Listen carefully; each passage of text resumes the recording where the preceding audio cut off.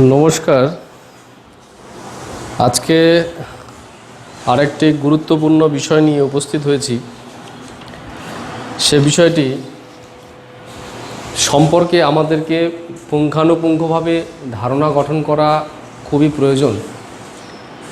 কারণ আমাদেরকে মনে রাখা দরকার, যে কোনো রিসার্চ বা রিসার্চের জন্য যে অনুসন্ধান বা অনুশীলনের যে কাজকর্মগুলি রয়েছে, সে কাজকর্মগুলি যথাযথভাবে প্রথম থেকে শেষ পর্যন্ত অর্থাৎ সিকুয়েন্সিয়ালি এ টু জেড প্রত্যেকটি কাজকে যদি যথাযথভাবে সম্পাদন করতে হয়, সেই প্রবলেম আইডেন্টিফিকেশান থেকে শুরু করে রিসার্চের যে সিদ্ধান্তে পৌঁছানো কিংবা রিসার্চের যে রেজাল্ট বা অনুসন্ধানের যে রেজাল্ট, সেই রেজাল্টকে ভেরিফাই করার পর্যন্ত যতগুলি সিকুয়েন্সিয়াল টাস্ক রয়েছে, যদি কোনো একজন ব্যক্তি প্রথাগতভাবে বা অপ্রথাগতভাবে কোনো গবেষণা কাজকে সম্পাদন করতে চান, তাহলে যে বিষয়টি সম্পর্কে যথাযথ ধারণা থাকলেই শুধু হবে না, সেই ধারণাটিকে যথার্থরূপে প্রয়োগ করার সামর্থ্য বা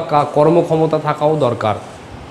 যদি একজন ব্যক্তি বা যিনি গবেষণা করতে চান, তিনি যদি রিসার্চ ডিজাইন ফ্রেম করার ক্ষেত্রে পারদর্শী হন বা নিজের দক্ষতার পরিচয় দেন, অর্থাৎ একটি রিসার্চের বা রিসার্চ সম্বন্ধে অনুশীলনের কাজটিকে যদি তিনি সুন্দরভাবে অর্গানাইজ করতে পারেন বা তার জন্য প্রিভিয়াস ব্লুপ্রিন্ট স্ট্রাকচার্ড ওয়েতে লজিক্যালি যদি সেই ব্লুপ্রিন্ট বা লজিক্যালি যদি একটা স্ট্রাকচার বা সিকোয়েন্স বা সিনট্যাক্স ড্র করতে পারেন, তাহলে সেক্ষেত্রে দেখা যাবে সেই গবেষক কখনোই তার কাজ চলাকালীন কোনো রকমের সমস্যায় পড়লে তিনি আশাহত হবেন না। তিনি মূলত তার যে সিকোয়েন্সিয়াল সিনট্যাক্স বা সিকোয়েন্সিয়াল যে প্যারাডাইম বা লজিক্যাল সিনট্যাক্স, সেই লজিক্যাল সিনট্যাক্সের উপর ব্যবহার করে বা তার উপর নির্ভর করে রিসার্চের বা গবেষণার প্রত্যেকটি কাজকে কিন্তু পুঙ্খানুপুঙ্খভাবে সম্পাদন করতে পারবে।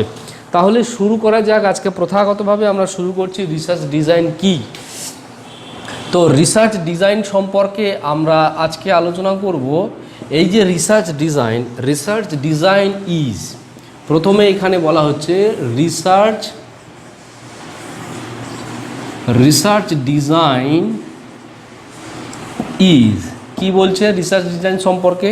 এখানে বলা হচ্ছে এরকমভাবে, research design is a defined outline,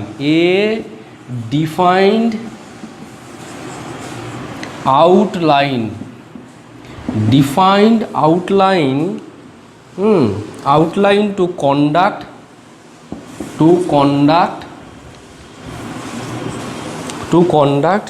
all activities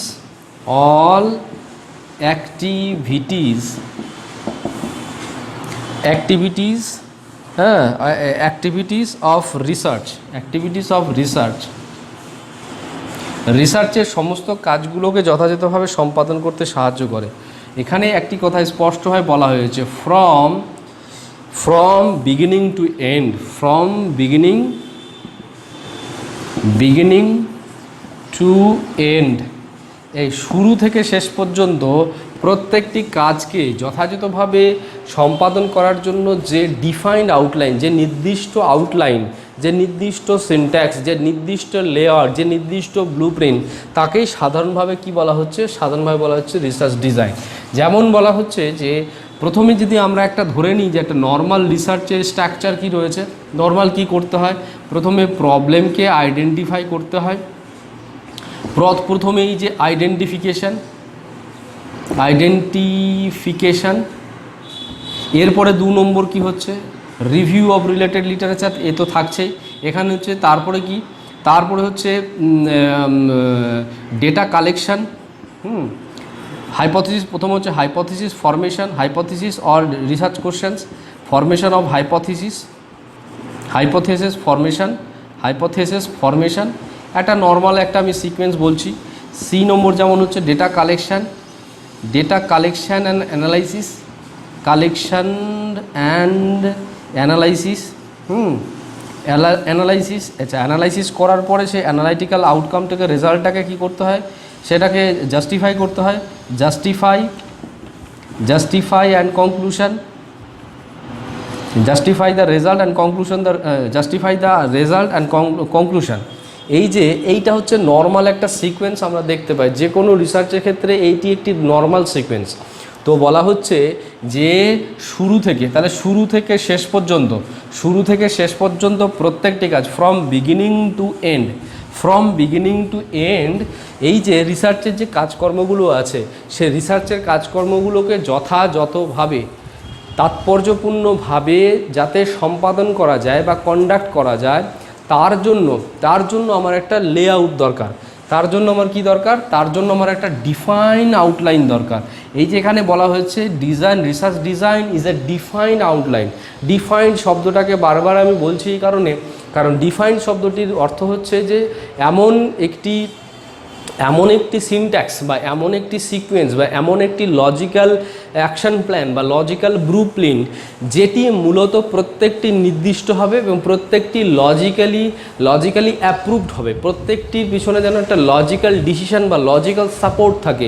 প্রথমে আমি এই কাজটি করব। একজন গবেষক যখন এটা ডিজাইনের প্রথম কাজটি করছেন লেআউট অনুসারে, তো প্রথম কাজটি করব, কেন করব, এইটি কেন করা দরকার আছে, এটি রিসার্চের উদ্দেশ্যের সাথে কতটা তাৎপর্যপূর্ণ বা কতটা রিলেটেড। যদি রিসার্চের উদ্দেশ্যের সাথে এটা তাৎপর্যপূর্ণ বা এটা যদি সিগনিফিক্যান্ট না হয়, তাহলে এবার প্রশ্ন হচ্ছে এই যে 1 নম্বর কাজটি আমি করতে চলেছি, এই 1 নম্বর কাজটি আমি কেন করব। একই রকমভাবে 2 নম্বর কাজটি আমি কেন করব। একটি লেআউটে যখন কি হচ্ছে, এরকম প্রত্যেকটি কাজ ডিফাইন করা থাকবে, কি করতে হবে, কাজটি কি এবং কিভাবে করতে হবে এবং কেন করতে হবে। কাজটি কি, what is the task, first what is the task, তার what is the why the task and how the task. এই 3টে কিন্তু প্রত্যেকটি স্টেপ বা প্রত্যেকটি সিকোয়েন্সে কিন্তু রিসার্চার কিন্তু ডিফাইন করবেন তিনি যখন রিসার্চ ডিজাইন ফ্রেম করবেন। তাহলে রিসার্চ ডিজাইন হচ্ছে একটা ডিফাইন্ড আউটলাইন। তাহলে এখানে 3টি প্রশ্ন নির্দিষ্ট থাকবে, অর্থাৎ প্রত্যেকটি কাজকে মূলত এই 3টি প্রশ্ন দিয়ে কিন্তু কি করা হচ্ছে, তার আনসার খোঁজার চেষ্টা করব। হোয়াট ইজ দ্য টাস্ক, আমি প্রথমে হচ্ছে কি, হোয়াট দিয়ে প্রশ্ন করব, হোয়াট ইজ দ্য টাস্ক, কাজটা কি। এরপরে এই প্রশ্ন চলে আসবে, কাজটা তো বললাম যে এইটা কাজ করতে হবে, ঠিক আছে। এবার প্রশ্ন আসছে এই কাজটা কেন করতে হবে, হোয়াই দ্য টাস্ক, কেন আমি কাজটা করব। হ্যাঁ, একই রকমভাবে হতে পারে হোয়াই ইন ফার্স্ট, হ্যাঁ প্রথমেই কেন করব, সেকেন্ডে কেন করব, থার্ডে ফোর্থে কেন করব। তারপরে এই দুটো প্রশ্নে যদি স্যাটিসফ্যাক্টরি রেজাল্ট আসে, তারপর আসবে হাউ দ্য টাস্ক, এইবার কিভাবে করব। এই যে 3টে বিষয়, এটি হচ্ছে লজিক্যালি অ্যাপ্রুভ।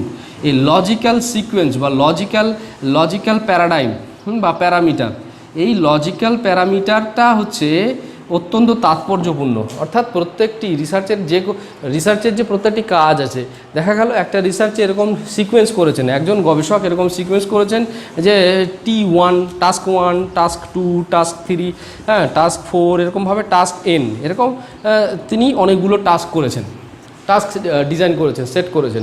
এবার প্রশ্নটা হচ্ছে প্রত্যেকটা টাস্ক প্রথমে 1 নম্বর এখানে বলা হচ্ছে প্রথমে এটা কেন করব, কাজটা কি, প্রথমে হচ্ছে কাজটা কি, তারপরে কেন কাজটা করব, তারপর হচ্ছে কাজটা কিভাবে করব। এরপরে আরেকটা আসবে যে এই যে অর্ডার, এই যে সিকোয়েন্স, এই সিকোয়েন্সের এটি প্রথমে কেন, হোয়াই দ্য অর্ডার, হ্যাঁ হোয়াই দ্য অর্ডার, এই অর্ডারটা কেন। এই অর্ডার মানে এখানে আদেশ নয়, এখানে অর্ডার মানে হচ্ছে সিকোয়েন্স বা এখানে যে সিরিজ বা এখানে যে প্রত্যেকটা ক্রম, এই প্রত্যেকটা ক্রম, কেন এই টাস্কটা 1 নম্বরে আমি করব, কেন 2 নম্বরে করব, আচ্ছা 3 নম্বরের কাজটা 4 নম্বরে কেন করব না, 4 নম্বরের কাজটা 7 নম্বরে করব না কেন। Why the order, why the actual position or why the actual condition, all things or all related questions will be specified in the defined outline, that is research design. Research ডিজাইনে এই জিনিসগুলো কিন্তু স্পেসিফিক্যালি ডিফাইন থাকবে। এগুলো এই define করে নেওয়ার কাজটাই কিন্তু গবেষকের একটা তাৎপর্যপূর্ণ কাজ। যদি গবেষক এটিকে ডিফাইন করতে না পারেন, যদি সেখানে ভেগনেস থাকে, সেখানে যদি হ্যাপাজার্ডলি যদি কাজগুলো করতে চান, তাহলে সেক্ষেত্রে দেখা যাবে যে রিসার্চের যে অবজেক্টিভ, সে রিসার্চের অবজেক্টিভ কিন্তু যথার্থভাবে পূরণ হবে না। এটা একটা জিনিস হতে পারে। 2 নম্বর কি হচ্ছে, যে রেজাল্ট বা যে আউটকাম আমরা রিসার্চের পরে পাবো, গবেষণার পরে বা অনুসন্ধানের পরে যে আউটকামগুলো বা আউটপুটগুলো বা ফাইন্ডিংসগুলো আমাদের কাছে আসবে, সেটা কতটা লজিক্যালি আমাদের কাছে সিগনিফিক্যান্ট হবে বা এফেক্টিভ হবে, সে সম্পর্কেও কিন্তু একটা প্রশ্ন থেকেই যাচ্ছে। সেই জন্য বলা হচ্ছে এই প্রশ্নগুলো যাতে না আসে, তার জন্য কিন্তু রিসার্চ ডিজাইনটাকে যথার্থভাবে সেট করা অত্যন্ত আবশ্যক। তাহলে এই হচ্ছে রিসার্চ ডিজাইনের মূল বা প্রথম যে বিবেচ্য বিষয়। এরপরে আমরা দেখব যে এছাড়াও আরও কতগুলি বিষয় রয়েছে যেগুলি রিসার্চ ডিজাইন যে বিষয়টি সেই বিষয়টি সম্পর্কে আমাদেরকে একটা রিলায়েবল, ভ্যালিড অ্যান্ড সিগনিফিক্যান্ট একটা কনসেপ্ট ফ্রেম করতে সাহায্য করবে। তাহলে এরপরে আমরা দ্বিতীয় যে গুরুত্বপূর্ণ যে টাস্কটার কথা বলবো, যে টাস্কটা মূলত রিসার্চ ডিজাইনকে স্পেসিফাই করবে বা সিগনিফাই করতে সাহায্য করবে, সেটি কি? 2 নম্বর যে গল্পটি বলা হয়েছে, 2 নম্বর কী বলা হয়েছে? বলা হয়েছে রিসার্চ ডিজাইন কি? Research design is a specific organisation, a specific organisation, specific organisation of conditions for study, conditions for study. এখানে সহজ করে এখানে বলা হয়েছে যে স্টাডি, এই যে এখানে বলা হয়েছে specific organisation of conditions for study, মূলত এখানে বলতে চাইছে যে এই যে কোনো গবেষণা করার সময় কতগুলো কিছু পরিস্থিতি চলে আসে, কন্ডিশনের দরকার হয়, কারণ কন্ডিশন একটা গুরুত্বপূর্ণ প্যারাডাইম। আচ্ছা, আমি এখানে একটা উদাহরণ দিয়ে বলি। যেমন ধরা যাক এক্সপি একটা রিসার্চ, এই এক্সপি রিসার্চটা করার জন্য এই এক্সপি রিসার্চটা বিভিন্ন জায়গায় করা যায়, এখানে বিভিন্ন পরিস্থিতি হতে পারে। যে কোনো আমরা একটা রিসার্চে যাওয়া হচ্ছে বিভিন্ন ভেরিয়েবল, বিভিন্ন রকমের সিচুয়েশান, বিভিন্ন রকমের বিবেচ্য বিষয় থাকতে পারে। যেমন ধরা যাক এক্সপি একটা প্রবলেম, এখানে আমার কি রয়েছে, এরকম একটা মেকানিজম রয়েছে বা ভেরিয়েবল রয়েছে এম। যদি আমি এম এর নিরিখে এক্সপিকে স্টাডি করি, কিংবা এখানে আরেকটা রয়েছে এন, হ্যাঁ, আরেকটি রয়েছে কি এন, এম এন, একটা রয়েছে ও, হ্যাঁ, আরেকটা কি রয়েছে এরকম পি, এরকম কি আছে, এরকম কতগুলো ইনফ্লুয়েন্সিং প্যারামিটার বা some concept or some associated or correlated aspects, এরকম কিছু রয়েছে। ধরা যাক এই যে এক্সপি যে কম্পোনেন্টটা, এক্সপি যে রিসার্চটা, যদি আমি এম এর নিরিখে, যেখানে একটা কথা বলা হয় এর নিরিখে বা এটার পরিপ্রেক্ষিতে, তাহলে কি হচ্ছে, আমি এম কন্ডিশনের পরিপ্রেক্ষিতে বা এম প্যারামিটারের পরিপ্রেক্ষিতে যদি এক্সপিকে স্টাডি করি, তাহলে এর কি আউটকাম হবে, এরকমভাবে একটা বিষয় সিদ্ধান্ত আসতে পারে গবেষকের কাছে। একই রকমভাবে 2 নম্বর, যদি আমি এন এর পরিপ্রেক্ষিতে স্টাডি করি তাহলে কি হতে পারে, যদি আমি ও এর পরিপ্রেক্ষিতে স্টাডি করি তাহলে কি হতে পারে, তা একই রকমভাবে আমি যদি পি এর পরিপ্রেক্ষিতে স্টাডি করি তাহলে কি হতে পারে। যেমন ধরা যাক আমরা যদি ইন্টেলিজেন্স, হিউম্যান ইন্টেলিজেন্স, আইকিউকে আমি মেজার করছি, আইকিউকে আমি কন্ডিশন সেট করে দিচ্ছি কীরকম, রিসার্চের উদ্দেশ্যের জন্য, যে আইকিউ মানে ডেভিয়েশন অফ আইকিউ আমি কি দেখতে চাইছি, আমি হচ্ছে এজ গ্রুপ অনুসারে দেখতে চাইছি, এমন একটা এজ গ্রুপ যেটা হচ্ছে অ্যাবভ 50। একই রকমভাবে আমি কি করতে চাইছি, 40 to 49 এরকম এজ গ্রুপের ক্ষেত্রে দেখতে চাইছি, কিংবা এরকম হতে পারে যে 30 to 39, হ্যাঁ, একই রকমভাবে 20 to 29। আমি এরকম 4টে এজ গ্রুপের নিচ্ছি, যে অ্যাবভ 50, যদি আমি অ্যাবভ 50-র পরিপ্রেক্ষিতে আইকিউকে স্টাডি করি, তখন যে সমস্ত বিচার্য বিষয়গুলি আমার সামনে আসবে। একই রকমভাবে আমি যখন 20 to 29 এজ গ্রুপে যাদেরকে নিয়ে স্টাডি করব, তার ক্ষেত্রে যে সমস্ত প্যারাডাইম বা ইনফ্লুয়েন্সিং কম্পোনেন্ট বা রিলেটেড কম্পোনেন্টগুলো বা এলিমেন্টগুলো যতগুলো আসবে, সবগুলোই যে একই রকম হবে তা কিন্তু বলা যায় না।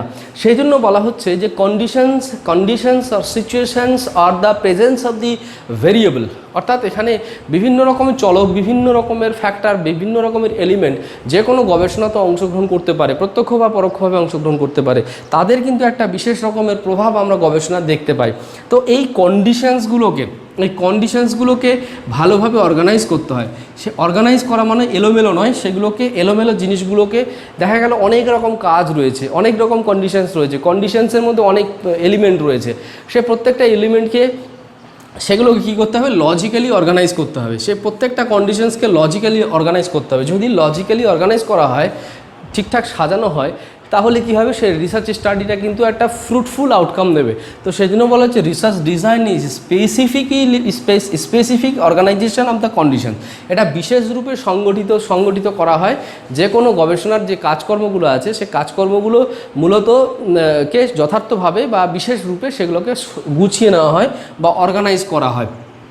এই অর্গানাইজ করার মাধ্যমেই কিন্তু অ্যাকচুয়ালি যে রিসার্চের যে অবজেক্টিভ সেটা কিন্তু যথার্থভাবে ফুলফিল করা সম্ভব হয়ে ওঠে।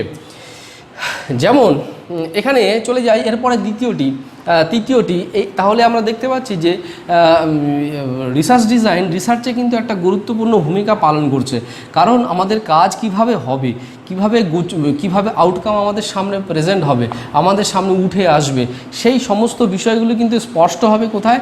স্পষ্ট হবে কিন্তু রিসার্চ ডিজাইন আমি কিভাবে ফ্রেম করেছি, রিসার্চ ডিজাইন আমি কিভাবে ফলো করছি তার উপরে। রিসার্চ ডিজাইন সম্পর্কে আরও বলা হচ্ছে কি বলা হচ্ছে? নাম্বার 3 এখানে বলা হচ্ছে যে research design a systematic conceptual structure, systematic conceptual structure. এখানে কিন্তু আমরা দেখতে পাচ্ছি 3টে কিন্তু গুরুত্বপূর্ণ শব্দ এখানে ব্যবহার করা হয়েছে। এখানে কি ব্যবহার করা হয়েছে? একটা বলা হয়েছে কনসেপচুয়াল আর একটা হচ্ছে স্ট্রাকচার। এখানে কনসেপ্ট কাকে বলবো আর হচ্ছে স্ট্রাকচার কাকে বলবো, আরেকটা শব্দ ব্যবহার করা হচ্ছে সিস্টেম। তাহলে এখানে আমরা সাধারণভাবে জানি যে সিস্টেমের মধ্যে কতগুলো কি থাকে, কতগুলো বিবেচ্য বিষয় রয়েছে। কি কি বিবেচ্য বিষয়? নাম্বার 1 রয়েছে ইন্টার রিলেশনশিপ। এরপরে নাম্বার 2 কি রয়েছে? নাম্বার 2 রয়েছে ইন্টারডিপেন্ডেন্সি। তারপরে কি রয়েছে? তারপরে রয়েছে কমন অবজেক্টিভ বা common goal, presence of common goal. আর হচ্ছে কতগুলো? প্রেজেন্স অফ সাবসিস্টেমস বা প্রেজেন্স অফ সাব কম্পোনেন্ট। এই যে সিস্টেম তৈরি হতে গেলে কিন্তু অনেকগুলো প্রেজেন্ট অফ সাব কম্পোনেন্ট মানে অনেকগুলো কম্পোনেন্ট থাকতে হবে বা সাব এলিমেন্ট। যে এলিমেন্টগুলো ইন্টারকানেক্টেড হবে, যে এলিমেন্টসগুলো হচ্ছে ইন্টারডিপেন্ডেন্ট হবে, যে এলিমেন্টসগুলো পারফর্ম করবে মূলত একটা কমন অবজেক্টিভ ফুলফিল করার জন্য। এটা হচ্ছে সিস্টেমের মোটামুটি একটা বিবেচ্য বিষয়। এরপরে কনসেপ্ট কাকে বলবো? কনসেপচুয়াল ফ্রেমওয়ার্ক বা কনসেপচুয়াল স্ট্রাকচারের কথা বলা হচ্ছে। কনসেপ্ট সাধারণভাবে আমরা জানি যে এই যে কনসেপ্টটা কি? কনসেপ্টটা হচ্ছে যে কোনো একটা বিষয় সম্পর্কে একটা মিনিংফুল যে স্কিমা মানে কোনো একটা বিষয় সম্পর্কে কনসেপ্ট আছে, মানে হচ্ছে এখানে বলা হচ্ছে ডিটেল। এখানে দুটো শব্দ ব্যবহার করা হচ্ছে, এক হচ্ছে ডিটেল আর হচ্ছে 2 নম্বর হচ্ছে মিনিংফুল। এই দুটো জিনিস মিনিংফুল আর ডিটেল ইমেজ রিগার্ডিং এনিথিং। অর্থাৎ কোনো বিষয় সম্পর্কে যখন আমাদের কনসেপ্ট আছে মানে ভাবতে হবে আমাদের এই তিনটি একক সেখানে কাজ করছে। যে কোনো একটা বিষয় সম্পর্কে কনসেপ্ট আছে মানে সে সম্পর্কে আমাদের ইমেজ আছে, ইমেজ মানে একটা কল্প আছে, সাইকোলজিক্যাল ইমেজ আর হচ্ছে কগনিটিভ ইমেজ। এই যে কগনিটিভ ইমেজ মানে জ্ঞানমূলক বা জ্ঞান ক্ষেত্রে অর্থাৎ মানসিক স্তরে একটা কল্প আছে, একটা ধারণা আছে, আছে সেটা কি? সেটা কিন্তু ডিটেল, সেটা কিন্তু ক্রিটিক্যাল, সেটা কিন্তু অস্পষ্ট নয়। কনসেপ্ট হতে গেলে কিন্তু একটা ক্লিয়ার এবং স্পেসিফিক, তারপর হচ্ছে ক্রিটিক্যাল। এখানে বলছে ক্লিয়ার একটা কিন্তু ইমেজ হবে, ক্লিয়ার একটা ভিউ থাকবে, মিনিংফুল একটা ভিউ থাকবে। তাহলে concept is a meaningful image, আর এটাকে বলা যেতে পারে it is a critical image, আর এটাকে বলা যেতে পারে ক্লিয়ার ইমেজ রিগার্ডিং এনিথিং। কোনো একটা বিষয় সম্পর্কে কনসেপ্ট আছে মানে এই সম্পর্কে আমার ক্রিটিক্যাল একটা ইমেজ থাকতে পারে, আমার মিনিংফুল ইমেজ থাকবে, আমার সেখানে কি হচ্ছে একটা ক্লিয়ার একটা ইমেজ থাকবে। এটা হচ্ছে কনসেপ্ট। তাহলে এখানে শব্দটা ব্যবহার করা হচ্ছে ক্লিয়ার। ক্লিয়ার একটা ইমেজ, একটা সুন্দর একটা স্পষ্ট একটা অ্যাপ্রোপ্রিয়েট একটা অ্যাপ্রোপ্রিয়েট একটা আমার মনের মধ্যে একটা ছবি। এখানে আবার কি হচ্ছে? এই যে ছবিটা কিসের ছবি? এখানে ছবিটা কিসের ছবি?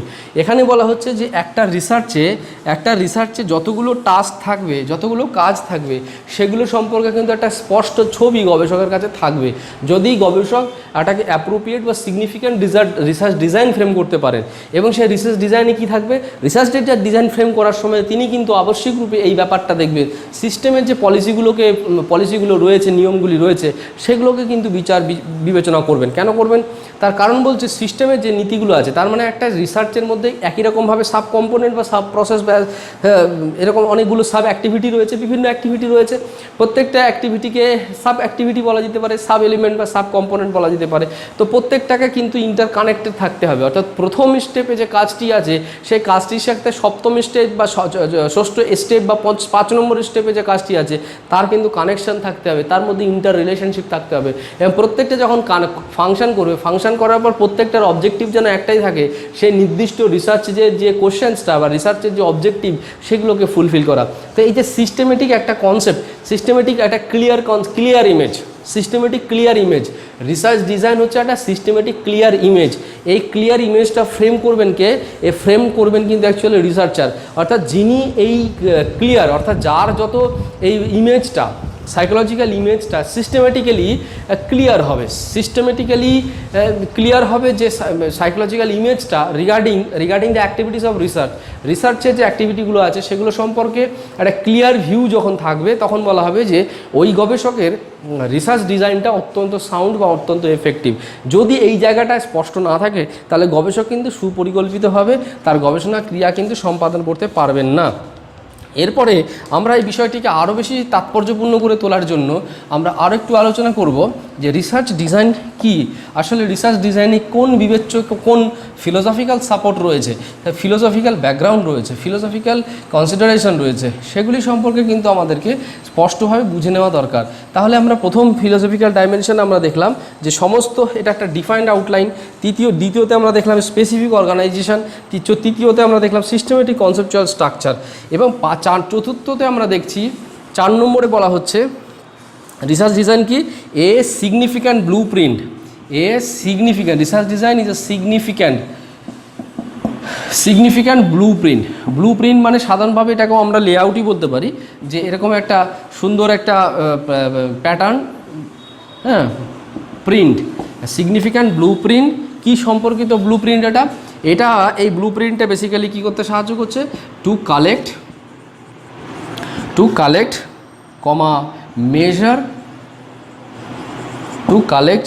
মেজার, অ্যানালাইসিস,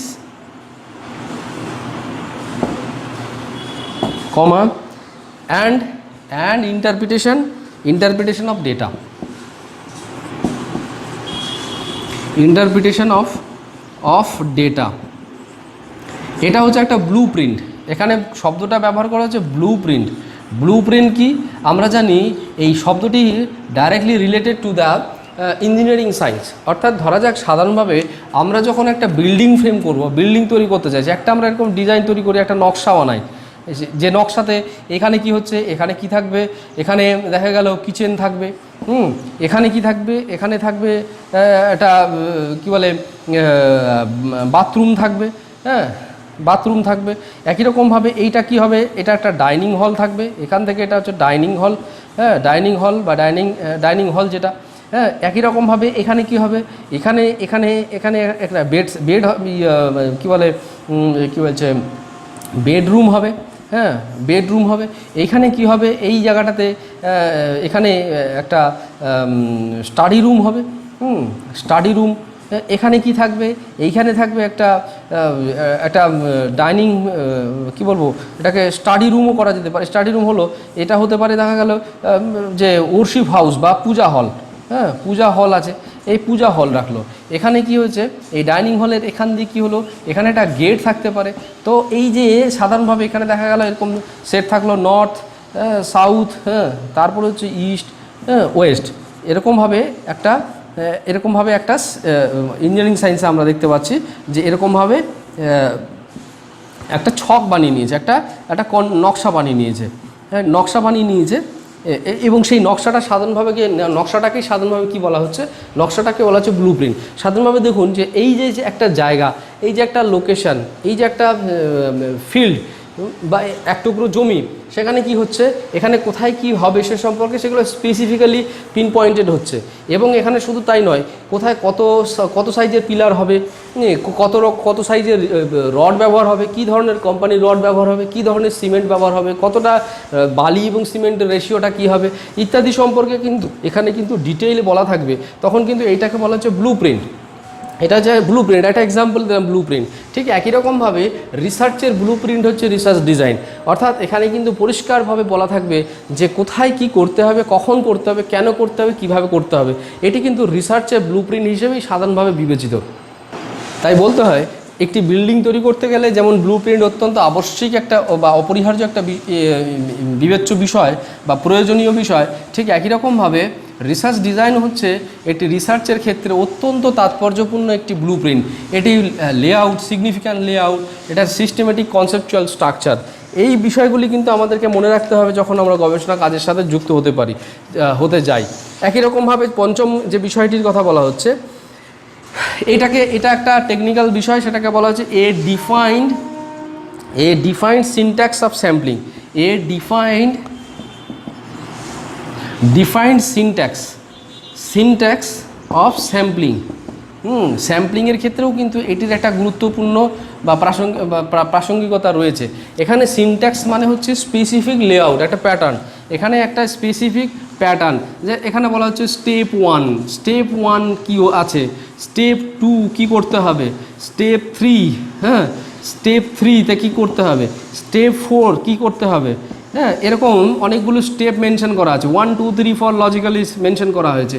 তখন এটাকে বলা হচ্ছে কি সিনট্যাক্স। যে কোনো একটা টাস্ক কন্ডাক্ট করতে গিয়ে যখন এরকম স্টেপ মেনশন করা থাকছে স্পেসিফিক্যালি, তখন সেটা হচ্ছে সিনট্যাক্স। তো এটাকে বলছে একটা ডিফাইন্ড সিনট্যাক্স অফ স্যাম্পলিং বা বিষয়টি কি সে সম্পর্কে আমাদের একটা ছোট্ট ধারণা নিয়ে নেওয়া দরকার। যে আমরা সাধারণভাবে যে এরিয়াতে স্টাডি করি, দেখা গেল এরকম একটা এরিয়া রয়েছে, এই এরিয়াতে আমরা একটা স্টাডি করতে চাইছি। তো এই এরিয়াতে দেখা গেল আমার যে 1 crore বা এখানে দেখা যাচ্ছে যে 10 crore 10 লাখ, হ্যাঁ 10 লক্ষ কি আছে, স্যাম্পল আছে, 10 লক্ষ ইউনিট আছে, ইউনিট রয়েছে, 10 লক্ষ ইউনিটস রয়েছে এই টোটাল এখানটায়। তো আমি 10 লক্ষ, এই 10 লক্ষ মানুষকে নিয়ে ধরা যাক আমার হচ্ছে হিউম্যান বিং আছে, কোনো একটা স্টাডিতে আমার হিউম্যান বিং হচ্ছে ইউনিট অফ স্টাডি। তো যাই হোক, এখানে আমার 10 লক্ষ ইউনিট আছে, কিন্তু সেই 10 লক্ষ ইউনিটের কাছে আমি ডাইরেক্টলি সেখানে পার্টিসিপেট করতে পারবো না বা ডাইরেক্টলি তাদেরকে অ্যাসেস করতে পারবো না। তো আমি কি করলাম, লজিক্যালি আমি সিদ্ধান্ত নিলাম যে 10 লাখস না, এখানে আমি 1000 আমি বা এরকম হতে পারে 2000 আমি ইউনিটস নেব, হ্যাঁ 2000 ইউনিটস নেব, কারণ আমার রিসার্চটাকে কন্ডাক্ট করার জন্য এই 2000 ইউনিটটা ইম্পর্টেন্ট। তো আমি 2000 ইউনিট, এই 10 লাখ ইউনিটের মধ্যে 2000 ইউনিট কীভাবে নেব। তো এখানে একটা বিশেষ টেকনিক ব্যবহার করা হয়, সেই টেকনিকটাই হচ্ছে অ্যাকচুয়ালি স্যাম্পলিং। যে টেকনিকটা বিভিন্ন রকমের টেকনিক রয়েছে, বিভিন্ন রকমের নামকরণ রয়েছে, অর্থাৎ এরকমভাবে রিপ্রেজেন্টেটিভ ইউনিটকে বের করে নেওয়ার, হ্যাঁ এটাকে যেমন হচ্ছে টোটাল এরিয়া বা total units of the total units under the area of study, এটাকে বলা হচ্ছে পপুলেশন। পপুলেশন বলছে। তাহলে এই যে পপুলেশন থেকে আমি কি করছি, আমি রিপ্রেজেন্টেটিভ 2000 ইউনিট আমি নিয়ে নিচ্ছি, সেটা হচ্ছে কি বলছে, সেটা হচ্ছে স্যাম্পল।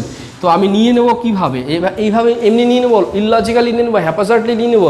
এখানে নেওয়ারও কতগুলো সিকোয়েন্স রয়েছে, এখানে নেওয়ারও কতগুলো লজিক্যাল প্যারাডাইম রয়েছে। যে আমি পপুলেশন থেকে যা রিপ্রেজেন্টেটিভ স্যাম্পল নেব, সেই স্যাম্পলটা আমি কীভাবে নেব, কতটা নেব, কেন নেব, তার যে প্রত্যেকটি আনসার আমার কাছে থাকতে হবে। তো এই যে টেকনিকের মাধ্যমে আমরা পপুলেশন থেকে রিপ্রেজেন্টেটিভ স্যাম্পল সেট করে থাকি বা নিয়ে থাকি, সেটাকেই সাধারণভাবে যে স্যাম্পলিং বলছে। তো আমরা স্যাম্পলিং কীভাবে করব সে সম্পর্কেও কিন্তু আমাকে এই একটা স্পেসিফিক সিনট্যাক্স দরকার হবে, যে প্রথমে কি করব, তারপরে কি করব, দ্বিতীয় ধাপে কি হবে। এই স্পেসিফিক সিনট্যাক্স হচ্ছে অ্যাকচুয়ালি একটা ডিফাইন্ড আর স্পেসিফিক সিনট্যাক্স হচ্ছে রিসার্চ ডিজাইন। ডিফাইন্ড আর স্পেসিফিক সিনট্যাক্স হচ্ছে রিসার্চ ডিজাইন। তাহলে আমরা এতক্ষণ আলোচনা করলাম যে রিসার্চ ডিজাইন জিনিসটা কি বা বিষয়টি কি, একটা রিসার্চে এটার কিভাবে কাজ করে। এবার আমরা আলোচনা করব এই রিসার্চ ডিজাইন কেন দরকার। সেটা অলরেডি কিন্তু আমরা আলোচনা করে ফেলেছি, তবুও আমরা স্পেসিফিক্যালি কয়েকটি জায়গা আমরা আলোকপাত করব যে research design, why research design বা why it is need, or এর ইম্পর্টেন্সটা কী আছে, সেটা সম্পর্কে কিন্তু আমরা একটা স্পেসিফিক ধারণা গঠন করে নেব। তাহলে নিডস অফ রিসার্চ ডিজাইন আমরা কি দেখছি, নিড অফ রিসার্চ ডিজাইন। নিডটা কি আছে, প্রথমে আমার কি লাগবে, প্রথমে 1 নম্বর কাজে লাগবে যে আমার রিসার্চ ডিজাইন কেন ফ্রেম করতে হবে। এই নাম্বার 1 কিসের জন্য? টু আইডেন্টিফাই, এটা আমরা ভালো করে বুঝবো। আইডেন্টিফাই, কাকে আইডেন্টিফাই করব? Identify and define research problem. আমরা রিসার্চ প্রবলেমকে আইডেন্টিফাই যদি করতে চাই করার জন্য, হ্যাঁ, একই রকমভাবে রিসার্চ প্রবলেমটাকে ডিফাইন করার জন্য আমার কিন্তু রিসার্চ ডিজাইনটা একটা সিগনিফিক্যান্ট রোল প্লে করে। হ্যাঁ, এই জন্য আমাদের রিসার্চ ডিজাইনটাকে দরকার।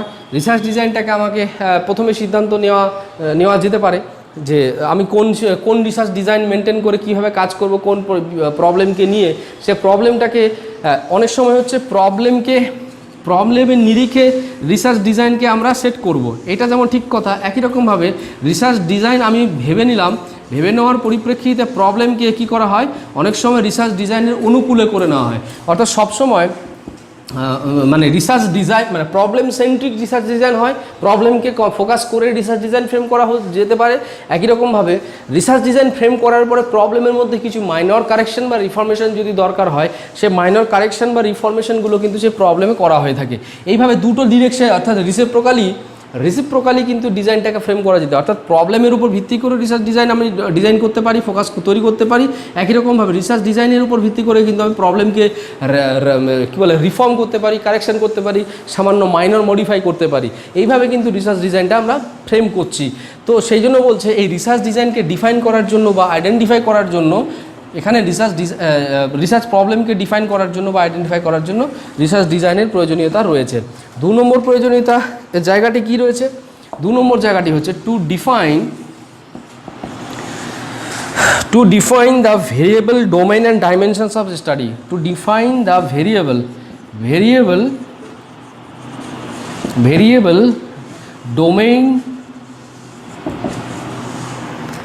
Domain and dimensions of study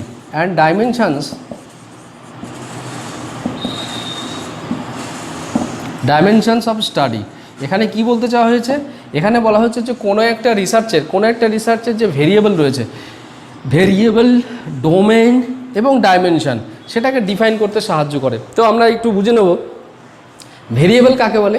variable হচ্ছে সেই সমস্ত এককগুলো, যে সমস্ত পরিমাপযোগ্য এককগুলো সদা পরিবর্তনশীল, অর্থাৎ সদা পরিবর্তনশীল পরিমাপযোগ্য যে একক, সেগুলোকে ভেরিয়েবল বলে। অর্থাৎ এখানে দুটো ভেরিয়েবল হতে গেলে দুটো নির্ণায়ক আমাদেরকে মাথায় রাখতে হবে। একটা হচ্ছে অলওয়েজ চেঞ্জেবল হবে, variable should be always changeable component 1। 2 নম্বর হচ্ছে but the চেঞ্জেবিলিটি of that component will be measurable. সেটা কি হতে হবে? এই যে পরিবর্তন হচ্ছে, সেই পরিবর্তনটা কিন্তু কি হবে? পরিমাপযোগ্য হতে হবে। পরিমাপযোগ্য না হলে কিন্তু সেটা ভেরিয়েবল হবে না। এটা হচ্ছে একটা প্রথম বিবেচ্য বিষয়। ডোমেইন বলা হচ্ছে কোনো একটা স্পেসিফিক থিম সেট করে দেওয়া বা একটা স্পেসিফিক এরিয়া সেট করে নেওয়া। এই যে স্পেসিফিক এরিয়া বা স্পেসিফিক থিম বা স্পেসিফিক ফোকাল এরিয়া বা ফোকাস পয়েন্ট, হ্যাঁ, সেটাকে বলা হচ্ছে ডোমেইন। একই রকমের ডাইমেনশনস কি বলছে? ডাইমেনশনস হচ্ছে যে কোনো একটা ভেরিয়েবল বা কোনো একটা ইউনিটের অনেকগুলো সাব কম্পোনেন্ট বা সাব থিম থাকতে পারে। অর্থাৎ একটা থিম আছে, এগুলো সাব থিম থাকতে পারে। সাব থিমগুলোর মাধ্যমে সাব থিমগুলোকে যদি প্রপারলি স্টাডি না করা যায়, তাহলে কি হবে? সেই থিম সম্পর্কে কিন্তু একটা কনসেপ্ট তৈরি করা যাবে না। যে স্পেসিফিক যে সাব থিমগুলো, সেগুলোকে বলা হচ্ছে ডাইমেনশনস। তাহলে এই যে ডাইমেনশনস কতগুলো নেওয়া হবে, ভেরিয়েবলকে কীভাবে ডিফাইন করব, ডাইমেনশনসকে কীভাবে ডিফাইন করব, একই রকমভাবে ডোমেনকে কীভাবে ডিফাইন করা হবে, ডোমেনের সাথে ডাইমেনশনের কীভাবে কানেকশান থাকবে, ডাইমেনশনসগুলোকে নেওয়ার সময় ডোমেনের পরিপ্রেক্ষিতে লজিক্যালি অ্যাপ্রুভ হবে কিনা, অ্যাকসেপ্টেড হবে কিনা, ডোমেন নিরপেক্ষ মানে ডোমেনের পরিপ্রেক্ষিত হবে কিনা, একই রকমভাবে যে ভেরিয়েবলগুলো ফাংশনস করছে সেগুলো ডোমেন স্পেসিফিক কিনা, কিংবা বলা যেতে পারে যে ভেরিয়েবলগুলো ফাংশনস করবে বা যে স্টাডিতে পার্টিসিপেট করবে সেগুলো ডাইমেনশন স্পেসিফিক কিনা, ইত্যাদি বিষয়গুলোকে ডিফাইন করার জন্য আমাদের রিসার্চ ডিজাইনকে কিন্তু আবশ্যিক রূপে ফ্রেম করা প্রয়োজন বা সেটা সম্পর্কে স্টাডি করার প্রয়োজনীয়তা রয়েছে। তৃতীয় গুরুত্বপূর্ণ যে প্রয়োজনটি সম্পর্কে আমরা আলোচনা করব, তাহলে আমরা দেখতে পাচ্ছি যে রিসার্চ ডিজাইন একটি তাৎপর্যপূর্ণ বিষয়। রিসার্চার যদি রিসার্চ ডিজাইন ফ্রেম করতে পারেন, তাহলে তিনি কিন্তু A to Z logically action design করতে পারবেন, সেট করতে পারবেন। অর্থাৎ প্রথম থেকে শেষ পর্যন্ত প্রত্যেকটি কাজই কিন্তু তিনি সেট করতে পারবেন। 3 নম্বর প্রয়োজনের জায়গাটা হচ্ছে এরকমভাবে টু স্পেসিফাই। এই রিসার্চ ডিজাইন কী করতে সাহায্য করছে? স্পেসিফাই করতে সাহায্য করবে। কাকে স্পেসিফাই করব? To specify the data identification, specify the data identification, data identification, data identification. 2 নম্বর বলা হচ্ছে কালেকশান, কালেকশান অফ ডেটা, যেটাকে বলা হচ্ছে collection of data, collection of data and analysis, and analysis the perspective, analysis the perspectives,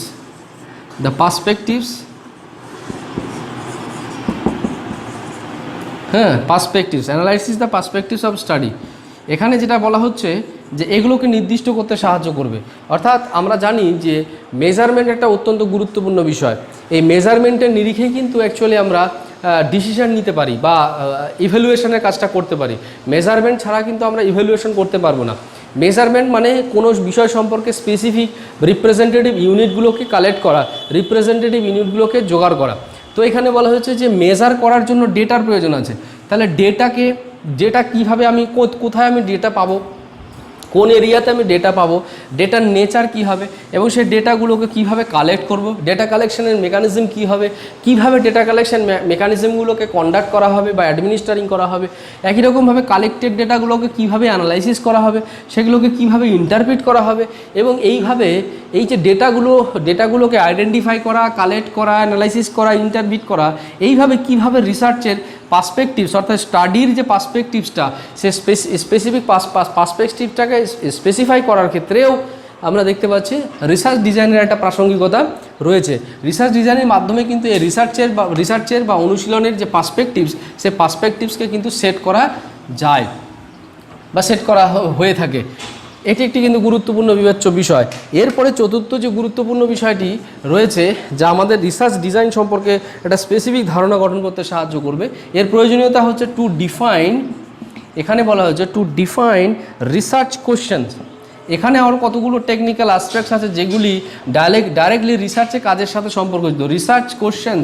রিসার্চের questions কী হবে, অর্থাৎ আমরা কোন প্রশ্নগুলোর উত্তর আমরা খুঁজে পেতে চাইছি, আনসার পেতে চাইছি থ্রু রিসার্চের মাধ্যমে। সেই রিসার্চ কোশ্চেন সেট করার ক্ষেত্রে, হাইপোথিসিস ফরমেশনের ক্ষেত্রে, ফরমেশনের ক্ষেত্রে,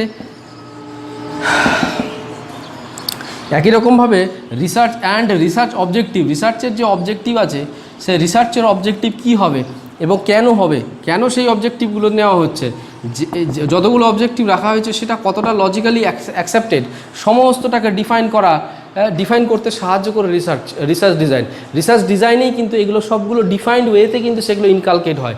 অর্থাৎ without defining the all questions, hypothesis or research objectives, এই প্রত্যেকটাকে ডিফাইন না করে কখনোই কিন্তু রিসার্চ ডিজাইনের যে সিকোয়েন্স আছে বা পার্সপেক্টিভসগুলো রয়েছে সেগুলো কখনো কিন্তু সেট করা যায় না।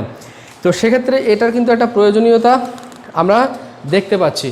তো রিসার্চ ডিজাইনের এটি একটি গুরুত্বপূর্ণ দিক, যেটা বলছে যে ডিফাইন করতে সাহায্য করবে, রিসার্চ কোশ্চেন্সগুলোকে ডিফাইন করতে সাহায্য করবে, হাইপোথিসিসগুলোকে ডিফাইন করতে সাহায্য করে, হাইপোথিসিস ফ্রেম করতে সাহায্য করবে, রিসার্চ অবজেক্টিভগুলোকে সেট করতে সাহায্য করবে। এইগুলো হচ্ছে প্রত্যেকটি টেকনিক্যাল অ্যাসপেক্ট। যেমন দেখা যায় রিসার্চ কোশ্চেন্স কি, রিসার্চ কোশ্চেন্স হচ্ছে গবেষক কী করছেন, কাজ করতে চাইছেন, কাজ করার সময় তিনি মনে হচ্ছে যে কোনো একটা প্রবলেম সেট করেছেন, একটা প্রবলেম সেট করেছেন বা প্রবলেম তার কাছে এসছে। এই প্রবলেমটাকে টেকনিক্যালি এটাকে সেগমেন্ট করবেন তিনি, বিভিন্নভাবে ডিপার্টমেন্টালাইজেশন করবেন। অনেকগুলো প্রশ্ন এরকম হতে পারে যে কোশ্চেন্স নাম্বার 1, 2, 3 এরকম অনেকগুলো প্রশ্ন আছে, যে প্রশ্নগুলোকে যদি আমরা ভালো করে প্রত্যেকটি প্রশ্নের উত্তর যদি পাওয়া যায়, যদি মেজার করা যায়, রিপ্রেজেন্টেটিভ ডেটার নিরিখে, তাহলে প্রবলেমটাকে ভালোভাবে ডিফাইন করা যাবে বা প্রবলেমটার এগেনস্টে সলিউশন নেওয়া যাবে। তো এই যে কোশ্চেন্সগুলো, এইগুলো হচ্ছে রিসার্চ কোশ্চেন্স, যেটা অনেক সময় এটা যে অ্যাজামশন ওরিয়েন্টেড হতে পারে। এটি অ্যাজামশন ওরিয়েন্টেড হয় মানে কি প্রবলেম পারসেপশনের মাধ্যমে, অর্থাৎ যে প্রবলেমের উপর ভিত্তি করে আমরা রিসার্চ করতে চাইছি সে প্রবলেমটাকে আমরা কতটা ভালোভাবে পারসিভ করেছি, সে প্রবলেম পারসেপশনের উপর ভিত্তি করে রিসার্চ কোশ্চেন্স কিন্তু আমাদের কাছে স্পেসিফিক হবে, সেটি কিন্তু রিসার্চ ডিজাইনে মেনশন করা থাকবে। একই রকমভাবে টেকনিক্যাল টেন্টেটিভ সলিউশন, এই যে রিসার্চ প্রবলেমের টেন্টেটিভ সলিউশন কতগুলো রয়েছে সেগুলো ফর্ম করতে দেখা গেল হাইপোথিসিস 1, 2, 3 এরকম হাইপোথিসিস যেগুলো হচ্ছে আমাদেরকে মেজার করা যাবে, এরকম কিছু সম্ভাব্য সমাধান বিষয়ক যে বক্তব্য বা statement that can represent the tentative solution of the problem, এমন একটা স্টেটমেন্টকে আমরা হাইপোথিসিস বলি, যেটা প্র্যাকটিক্যালি কী করছে, যেটা করছে সেটা হচ্ছে যে কোনো একটা প্রবলেমের প্রবলেমের টেন্টেটিভ সলিউশনস কী হতে পারে সেই হাইপোথিসিস ফরমেশনের ক্ষেত্রে বা ফরমেশন করা। একই রকমভাবে অবজেক্টিভ কতগুলো আছে, অবজেক্টিভ 1 কেন 1, অবজেক্টিভ 2, অবজেক্টিভ 3 এরকমভাবে 3টে দিয়েছে।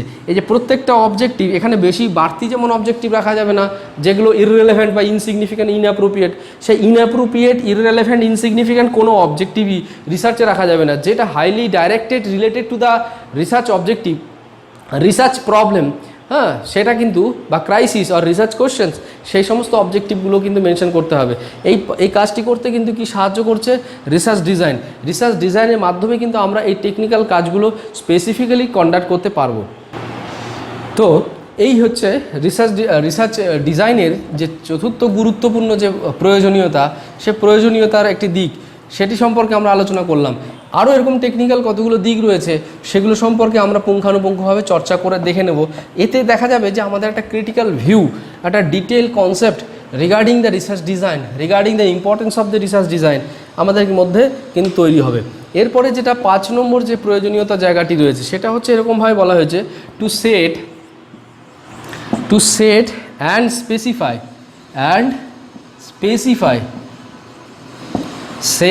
Specify norms. এই যে নর্মস আমরা আলোচনা করব, norms of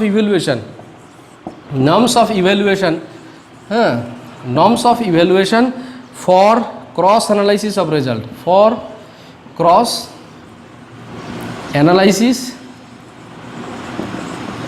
analysis of result. এরপরে আরেকটি গুরুত্বপূর্ণ জায়গার কথা বলা হয়েছে, যেমন বলা হয়েছে to specify the interpretation index, to specify the interpretation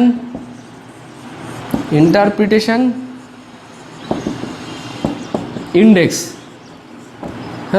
এটার সাথে এটা কানেক্টেড, দুটো কানেক্টেড যেহেতু একসাথে আমি বলে দিচ্ছি। যেমন হচ্ছে সেট করতে সাহায্য করে বা স্পেসিফাই করতে সাহায্য কাকে, নর্মস কি করতে সাহায্য করে, নর্মস হচ্ছে কতগুলো রিপ্রেজেন্টেটিভ ডিসিশান বা রিপ্রেজেন্টেটিভ মেজারমেন্টের একটা কালেকটিভ ফর্ম। একটা নির্দিষ্ট গ্রুপের নিরিখে সেট করা একটা ইন্ডেক্স হচ্ছে নর্ম, সেট করা একটা ইন্ডেক্স বা প্যারামিটার হচ্ছে নর্ম। এই যে নর্মসটা, এটা যে গ্রুপ ওরিয়েন্টেড কনসেপ্ট। এই নর্মস কী করতে সাহায্য করে, নর্মস বেসিক্যালি কম্পেয়ার করতে সাহায্য করে। নর্ম আমাকে একটা বিষয় সম্পর্কে সিদ্ধান্ত নিতে সাহায্য করবে। দেখা গেল এ, বি, সি এরকম কতগুলো কাজ আছে, এই যে কোনো আউটকাম পেয়েছি বা কোনো একটা রেজাল্ট আমার কাছে এসছে বা ডেটা আসছে, এবার বিষয়টা হচ্ছে আমি এটাকে অ্যানালাইসিস করবো যে এটা কতটা কী, এর নেচার কী, এর অ্যাপ্লিকেবিলিটি কী, এর পার্সপেক্টিভস কী, সেটা সম্পর্কে জানার জন্য আমাকে এই ক্রস অ্যানালাইসিসের জন্য আমার নর্মসের প্রয়োজনীয়তা রয়েছে। কোনো একটা জিনিসকে ভালো মন্দ বিচার করার ক্ষেত্রে তার গুরুত্ব বা গুরুত্বহীনতা প্রমাণ করার জন্য নর্মসের কিন্তু প্রয়োজনীয়তা রয়েছে। কোনো একটা বিষয় সম্পর্কে সিদ্ধান্ত নিতে গেলে, অর্থাৎ সিদ্ধান্ত মানে কি, সেটা এফেক্টিভ কি এফেক্টিভ না, অ্যাপ্রোপ্রিয়েট কি অ্যাপ্রোপ্রিয়েট না, সিগনিফিক্যান্ট কি সিগনিফিক্যান্ট না, সেটা সম্পর্কে সিদ্ধান্ত নেওয়ার জন্য কিন্তু নর্মসের প্রয়োজনীয়তা আছে। সেই নর্মস রিসার্চের ক্ষেত্রে ক্রস অ্যানালাইসিস রিসার্চে কেন দরকার হয়, কারণ আমি যখন কোনো একটা রিসার্চ শেষ করার পরে যে আউটপুট বা ফাইন্ডিংস আমার কাছে আসবে, সেই যে আউটপুট বা ফাইন্ডিংস, সেটা নলেজ সেক্টরে, আউটপুট বা ফাইন্ডিংস সেটা নলেজ সেক্টরে কতটা সিগনিফিক্যান্ট, অর্থাৎ আমার আউটপুট বা আমার যে রেজাল্টটা সেটা কতটা লজিক্যালি সিগনিফিক্যান্ট বা লজিক্যালি অ্যাকসেপ্টেড, ঠিক আছে, এটা নাকি আমার কল্পনাপ্রসূত, নাকি এটা মন গড়া গল্প। যদি মন গড়া গল্প হয় তাহলে কিন্তু সেই আউটপুট বা ফাইন্ডিংসের কোনো গুরুত্ব আমরা দেখতে পাবো না। কিন্তু আউটপুট কেমন হতে হবে? লজিক্যালি অ্যাকসেপ্টেড হবে, লজিক্যালি সিগনিফাই হতে হবে। যদি লজিক্যালি সিগনিফাই মানে আরও এরকম কোনো রকম প্রতিষ্ঠিত জ্ঞান রয়েছে বা এমন কিছু তত্ত্ব রয়েছে বা অভিজ্ঞতা রয়েছে বা কালচারাল অ্যাসপেক্টস রয়েছে, যেগুলি মূলত কী করবে, আমার যে রিসার্চ ফাইন্ডিংস, সেই রিসার্চ ফাইন্ডিংসকে স্পেসিফিক্যালি স্টাবলিশ করতে বা তার গুরুত্বকে প্রতিষ্ঠা করতে সাহায্য করবে। সেই জন্য বলা হচ্ছে এইটা করতে সাহায্য করছে, ক্রস অ্যানালাইসিস করতে। ক্রস অ্যানালাইসিস করা মানে হচ্ছে অ্যাকচুয়ালি আমার রেজাল্টটা কতটা তাৎপর্যপূর্ণ, এই আমার রেজাল্টটা ঠিক কি ঠিক না, আমার রেজাল্টে কতটা লজিক্যাল সাপোর্ট রয়েছে, লজিক্যাল অ্যাকসেপ্টেন্স রয়েছে বা অ্যাপ্লিকেবিলিটি রয়েছে, অ্যাকসেপ্টেবিলিটি রয়েছে, সেই জায়গাটাকে কিন্তু আমাকে বিচার করার জন্য ক্রস অ্যানালাইসিসের প্রয়োজন রয়েছে। এরপরে কি বলা হয়েছে? Interpretation index. অর্থাৎ এখানে বলা হচ্ছে অলরেডি যেটা বলা হয়েছে নর্মস বলা হয়েছে, নর্মসটাই হচ্ছে ইন্টারপ্রিটেশন ইন্ডেক্স হিসেবে বলা যেতে পারে। এই ইন্ডেক্সগুলোকে সেট করতে সাহায্য করে আমার রিসার্চ ডিজাইন। অর্থাৎ কোনো একটা জিনিসকে, এই যে ডেটাগুলোকে কীভাবে আমি ইন্টারপ্রিট করব, সেটাকে কীভাবে মিনিংফুল করব, সেটাকে কীভাবে আমি অর্থবহ করে তুলব, হ্যাঁ, সেটা সম্পর্কে আমার কিন্তু স্পেসিফিক ডিসিশান নেওয়া দরকার। এবং সেই ডিসিশান নিতে সাহায্য করবে আমাকে যে এককগুলি, সেটা হচ্ছে ইন্টারপ্রিটেশন ইন্ডেক্স। এবং সেই ইন্টারপ্রিটেশন ইন্ডেক্সগুলি মূলত এই রিসার্চ ডিজাইনের মাধ্যমে কিন্তু গবেষক সেট করে থাকেন। এরপরে আরও দুটো গুরুত্বপূর্ণ ইম্পর্টেন্সের বা নিডের জায়গা রয়েছে। যেমন বলা হচ্ছে to define the aspects for knowledge verification, the aspects for knowledge verification. জ্ঞানের ভেরিফিকেশনের, অর্থাৎ নলেজকে যখন ভেরিফাই করব, ক্রস অ্যানালাইসিস করার সময় কোন কোন দিকগুলো, কোন কোন আসপেক্টসগুলোকে আমি ভেরিফাই করব, কোন কোন দিকগুলো ভেরিফাই করতে হবে। একটা নলেজের অনেকগুলো দিক থাকতে পারে। একটা নলেজের অনেকগুলো দিক, দেখা গেল একটা দিক, হ্যাঁ, এরকম দুটো দিক, এরকম তিনটে দিক, এরকম অনেকগুলো দিক রয়েছে। একটা নলেজে অনেকগুলো দিক রয়েছে। আমি ভেরিফাই যখন করব, মানে অনেকগুলো নলেজের অনেকগুলো দিক আছে, মানে বলতে চাইছি যে আমি যে লজিক্যাল যে প্যারাডাইম বা লজিক্যাল যে পার্সপেক্টিভস রয়েছে, সেই লজিক্যাল পার্সপেক্টিভস আর আমার যে রিসার্চ ফাইন্ডিংস, এই যে লজিক্যাল পার্সপেক্টিভস এবং রিসার্চ ফাইন্ডিংসটাকে লজিক্যাল পার্সপেক্টিভসের নিরিখে এটাকেও কিন্তু সিগনিফাই করতে হয়। সিগনিফাই করার সময় আমি সেই লজিক্যাল পার্সপেক্টিভস বা নলেজ ফিল্ডের কোন কোন নলেজগুলোকে আমি নেব, হ্যাঁ, আমি এইটার নিরিখে নেব কি নেব না, কতটা নেব, কেন নেব, কী জন্য নেব, এইটার নিরিখে নেব কি নেব না, কেন নেব, কীভাবে নেব, কতটা নেব, তার প্রত্যেকটা লজিক্যাল একটা করে রেসপন্স বা সিদ্ধান্ত যেন থাকে। এই যে আসপেক্টস, কতগুলো আসপেক্টস রয়েছে যেগুলোকে আমরা ভেরিফাই করব রিসার্চের মাধ্যমে, সেগুলো সম্পর্কে একটা পুঙ্খানুপুঙ্খ সিদ্ধান্ত গ্রহণ করতে সাহায্য করে রিসার্চ ডিজাইন। এরপরে রিসার্চ ডিজাইনের সবার শেষে আরেকটি আমি ইম্পর্টেন্সের জায়গা বা নিডের জায়গা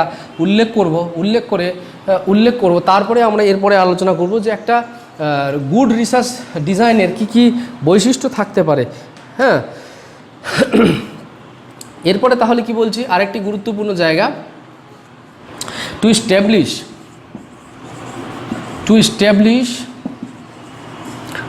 establish the findings in extended area, to establish the findings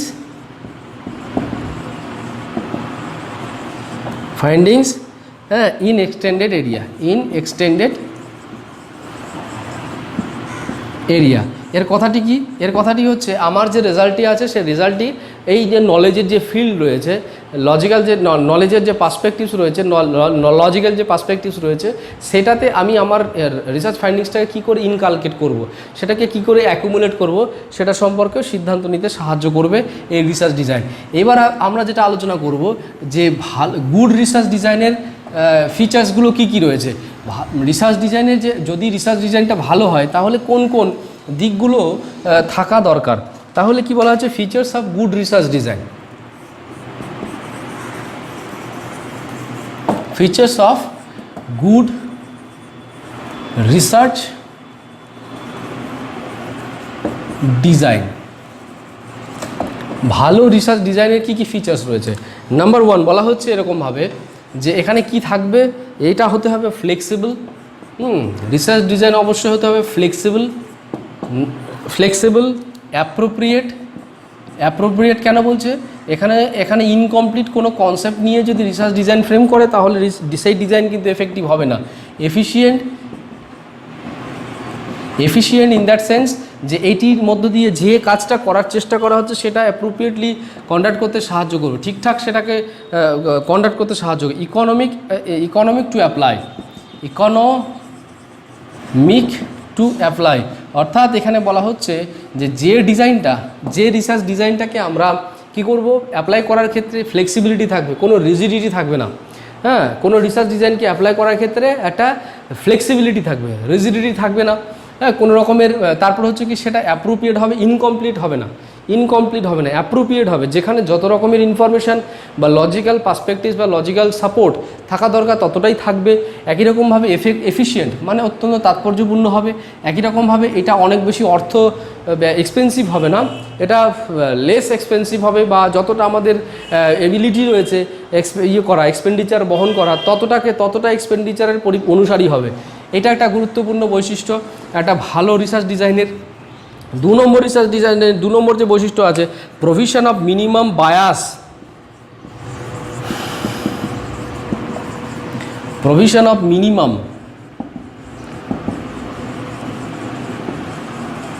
minimum bias but maximum level of reliability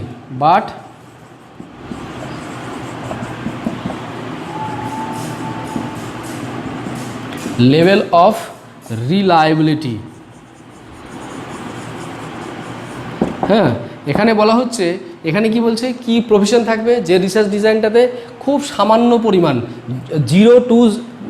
মানে খুব সামান্য পরিমাণ জিরো বায়াস থেকে বা জিরোর কানেক্টেড মানে জিরো বা জিরোর কাছাকাছি। হ্যাঁ, বায়াসনেস থাকবে। বায়াসনেস মানে সাবজেক্টিভ ইনফ্লুয়েন্স, ব্যক্তির কোনো ব্যক্তিগত পছন্দ অপছন্দের প্রভাব, সেটি একটি বিষয়। এখানে মিনিমাম বায়াসনেস থাকবে কিন্তু ম্যাক্সিমাম লেভেল অফ রিলায়েবিলিটি থাকবে। অর্থাৎ এই ডিজাইনকে প্রয়োগ করার মাধ্যমে যে রেজাল্ট আমাদের সামনে আসবে তার যে গ্রহণযোগ্যতা বা বিশ্বাসযোগ্যতা সেটা অনেকটাই বেশি থাকবে বা অনেকটাই বেশি হবে।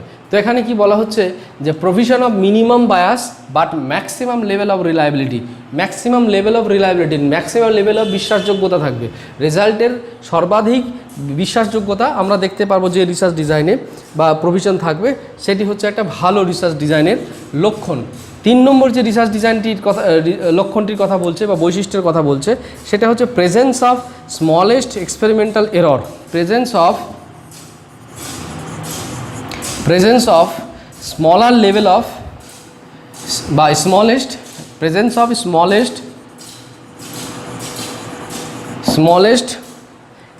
এক্সপেরিমেন্টাল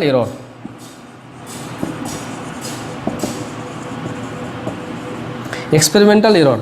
অর্থাৎ রিসার্চের যে এই রিসার্চ ডিজাইনে কি থাকবে, যে ডিজাইনে মূলত খুব সামান্য পরিমাণে এক্সপেরিমেন্টাল এরর এর প্রেজেন্স বা এরর ক্রিয়েট হতে পারে বা এর প্রেজেন্সটা আমরা দেখতে পাবো যে রিসার্চ ডিজাইনে, সেটি একটি কিন্তু ভালো রিসার্চ ডিজাইনের লক্ষণ। অর্থাৎ এরর খুব কম থাকবে, খুব লোয়ার লেভেলের এরর থাকবে। তাহলে আমরা এখানে 3টে কী বৈশিষ্ট্য দেখলাম, যে এখানে হচ্ছে প্রথম হচ্ছে খুব কম সামান্য পরিমাণে বায়াসনেস থাকতে পারে, যে সাবজেক্টিভ বায়াস অর্থাৎ রিসার্চার যিনি ফলো করছেন সেখানে তার পছন্দ অপছন্দের যে জায়গাটি বা নিজস্ব ভালো লাগা খারাপ লাগার জায়গাগুলি তার প্রভাব খুব নগণ্য হবে। যদি নগণ্য হয় তাহলে সেক্ষেত্রে কিন্তু যে রেজাল্ট পাওয়া যাবে সেটি কিন্তু অনেক বেশি রিলায়েবল হবে। একই রকমভাবে 2 নম্বর এরপরের যে বিষয়টির কথা বললো, যে এই যে এক্সপেরিমেন্ট করার মাধ্যমে এই রিসার্চ ডিজাইনটিকে ফলো করে বা অ্যাপ্লাই করে বা অ্যাডমিনিস্টার করে যে রেজাল্টটা আসবে সেখানে দেখা যাবে যে অতি সামান্য পরিমাণে এক্সপেরিমেন্টাল এরর পাওয়া যাচ্ছে। একই রকমভাবে আরেকটি জিনিস বলা হয়েছে, এটা কি হবে, এটা ফ্লেক্সিবল হবে, এটা অ্যাপ্রোপ্রিয়েট হবে, এফিশিয়েন্ট হবে, অ্যাপ্লাই করার ক্ষেত্রে এফিশিয়েন্ট হবে, ইকোনমিক হবে, অর্থাৎ এটা অনেক বেশি এক্সপেন্সিভ হবে না। এই ব্যাপারটি কিন্তু এখানে কিন্তু তাৎপর্যপূর্ণ একটা নির্ধারক। এরপরে আমরা দেখে নেব এরপরে যে 4 নম্বর যে বিবেচ্য বিষয়টি, যেটি মূলত একটি ভালো রিসার্চ ডিজাইনের একটি গুরুত্বপূর্ণ বৈশিষ্ট্য হিসেবে বিবেচিত হয়, সেটি সম্পর্কে এবার আমরা আলোচনা করব। তাহলে আপনারা দেখতেই পাচ্ছেন যে একটি রিসার্চ ডিজাইন কতটা গুরুত্বপূর্ণ এবং রিসার্চ ডিজাইনে কোন কোন দিকগুলো থাকাটা অত্যন্ত আবশ্যক। এবং সেগুলি থাকলে একটি রিসার্চকে কতটা তাৎপর্যপূর্ণ পর্যায়ে প্রতিষ্ঠা করতে সাহায্য করে। এবার ডি নম্বর যে বিষয়টি রয়েছে বা 4 নম্বর যে বিষয়টি রয়েছে সেটি হচ্ছে আমাকে রিসার্চ ডিজাইনে কি থাকবে, ভালো রিসার্চ ডিজাইনের বলছে এনশিওর করবে ensuring the applicability of research skills, ensuring the applicability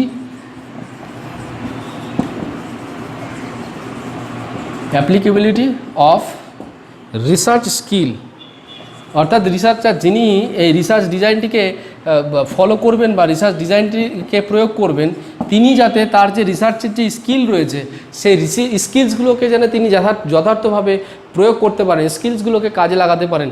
অর্থাৎ তিনি যাতে তার নিজের যে পোটেনশিয়ালিটি বা তার নিজের যে ক্ষমতা রয়েছে সে ক্ষমতাকে যাতে প্রয়োগ করতে পারেন, তার একটা সেই জায়গাটিকে নিশ্চিত করতে সাহায্য করবে এই ভালো একটি রিসার্চ ডিজাইন। এরপরে 5 নম্বর যে বিষয়টি রয়েছে সেটা হচ্ছে কি এরকম যে responsible to create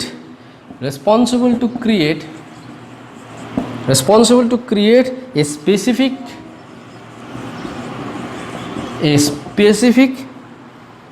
value or contribution। এখানে আমাদেরকে মনে রাখতে হবে যখন কোনো একটা রিসার্চ শেষ করা হয়, শেষ করার পরে একটা প্রশ্ন আসে এই রিসার্চের কতটা কন্ট্রিবিউশন আছে বা এই রিসার্চের কতটা ভ্যালু আছে বা কন্ট্রিবিউশন আছে। যে রিসার্চ ডিজাইন এই ভ্যালু ক্রিয়েশন করতে পারে বা এফেক্টিভ কন্ট্রিবিউশন প্রোভাইড করতে পারে, সেই রিসার্চ ডিজাইন কিন্তু অত্যন্ত সিগনিফিক্যান্ট। তাহলে আমরা এখানে দেখলাম যে রিসার্চার তার নিজের স্কিলসগুলো, রিসার্চের যে স্কিলসগুলো, হ্যাঁ, ডেটা কালেকশন স্কিলস হতে পারে, ডেটা অ্যানালাইসিস স্কিল হতে পারে, জাস্টিফিকেশন স্কিলস হতে পারে, এরকম বিভিন্ন রকমের প্রবলেম পারসেপশন স্কিল হতে পারে, রিভিউইং স্কিলস হতে পারে, এরকম বিভিন্ন রকমের স্কিলসগুলোকে তিনি যথার্থভাবে প্রয়োগ করতে পারবেন যে রিসার্চ ডিজাইনের মাধ্যমে। একই রকমভাবে এখানে বলা হচ্ছে যে রিসার্চ ডিজাইনটা অ্যাডমিনিস্টার করার পর, রিসার্চ ডিজাইনটাকে ফলো আপ করার পরে যে রিসার্চ ফাইন্ডিংস আসবে সেখানে দেখা যাবে কন্ট্রিবিউশনটা উচ্চ পর্যায়ের কন্ট্রিবিউশন রয়েছে বা ক্রিয়েট করতে পারে, তখন সেই রিসার্চ ডিজাইনটা কিন্তু অত্যন্ত সিগনিফিক্যান্ট একটা রিসার্চ ডিজাইন বলে বিবেচিত হবে। তো যাই হোক, এই হলো এতক্ষণ ধরে আমরা আলোচনা করলাম যে রিসার্চ ডিজাইন কী, রিসার্চ ডিজাইন কেন, এবং রিসার্চ ডিজাইনের কী কী বৈশিষ্ট্য বা কতগুলো গুরুত্বপূর্ণ বিচার্য বিষয় থাকা খুব প্রয়োজন। এই রিসার্চ ডিজাইন সম্পর্কে যদি একজন গবেষকের স্পষ্ট ধারণা থাকে এবং তা সেই স্পষ্ট ধারণা অনুসারে যদি তিনি নিজের রিসার্চ ডিজাইনকে ফ্রেম করতে পারেন এবং তার ভিত্তিতে তিনি যদি রিসার্চটাকে কন্ডাক্ট করেন, তাহলে কিন্তু একটা এফেক্টিভ রেজাল্ট আসবে বা এফেক্টিভ একটা ফাইন্ডিংস আমরা গবেষণার মাধ্যমে পেতে পারি, আমরা অবশ্যই পাবো। তো আগামীতে যদি কোনো প্রথাগত বা অপ্রথাগত গবেষণার সাথে আপনারা যুক্ত হন, তাহলে অবশ্যই আপনারা নিজেদের মধ্যে এই রিসার্চ ডিজাইন স্কিলটা ডেভেলপ কীভাবে করা যায় সে সম্পর্কে আপনারা যথার্থভাবে বিচার বিশ্লেষণ করবেন, অনুশীলন করবেন, এই আশা রেখে আজকের আমাদের আলোচনা এখানে শেষ করছি। ধন্যবাদ।